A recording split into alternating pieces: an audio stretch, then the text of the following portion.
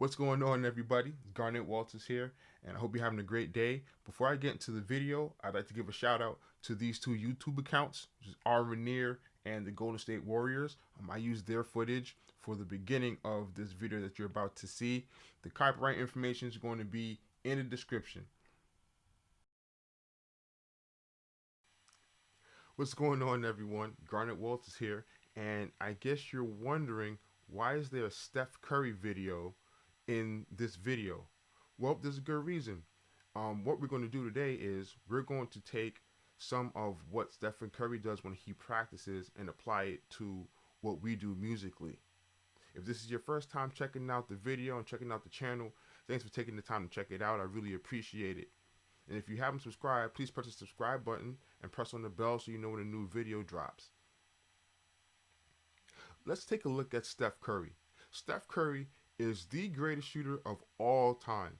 I don't believe that's debatable. But we're not here to talk about sports. We're here to talk about music. Now, with the hard work that he's put in since he was a kid, there's reasons why he is the greatest shooter of all time.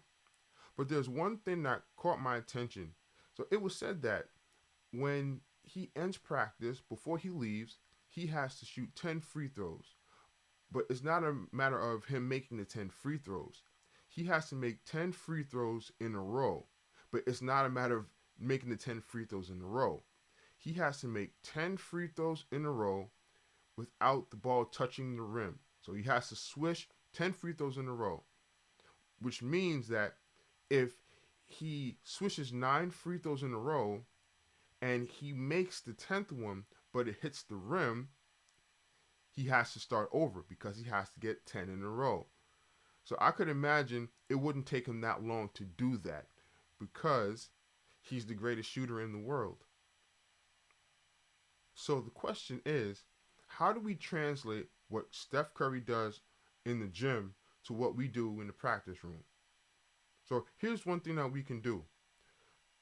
Let's say we're working on a line and we want to get it as clean as possible. And say the line is this.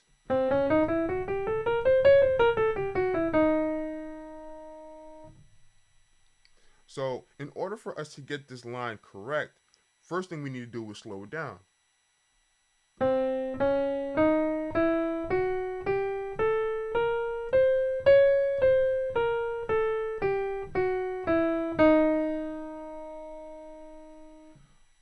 Okay, so we played it one time through and we're happy with the result. It sounds clean. But it doesn't stop there, and it can't stop there because we only did it once. So in order for us to get this correct, we need to play it again. All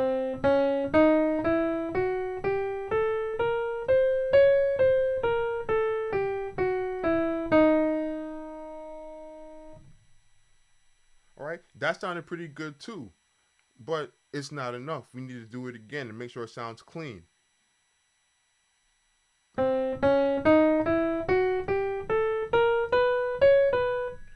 See, I made a mistake there. So sometimes we just kind of gloss over the mistake and just say, yeah, we got it, and we're not going to worry about it. But we have to understand that the way the mind works is the mind just takes in information. So it's learning the mistake. And if we don't correct the mistake, then it'll come out in our playing. So what we should do when we're practicing is we should set a goal. And the goal should be, I want to play this run 3 times in a row without making a mistake. Now, if you play it fast and you don't have a grasp of the line, then you're going to make a whole lot of mistakes and you're going to be learning mistakes. So what you do is you slow down. You play it slowly so you can manage it. So I'm going to play the line again.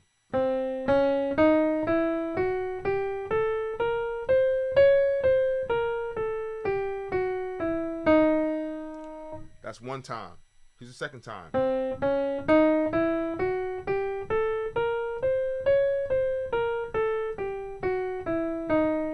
That's 2 times.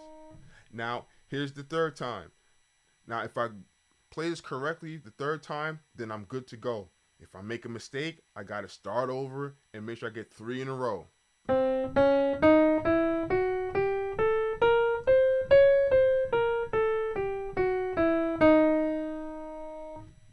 So I did it 3 times in a row, and it sounded clean. It's a good thing to practice this way because it keeps your mind engaged and it keeps you from getting lazy and being happy with mediocrity. That's actually in the book called The Musician's Way by Gerald Clickstein. It's a really good book. So it's good to practice it this way so that way you're not wasting time either. And sometimes when you have something that's more difficult, maybe you want to get it 5 times in a row instead of 3 times in a row just because you really want to get it. So if you have any other tips that you want to add, please feel free to write something in the comments. If you want to reach me on social media, my information is going to be in the descriptions. I also have the playlist for the modes series that I did. That's going to be in the description as well. And again, if you have any other things you want to say or questions you want to ask, please feel free to reach out to me or write something in the comments. And I hope this helps.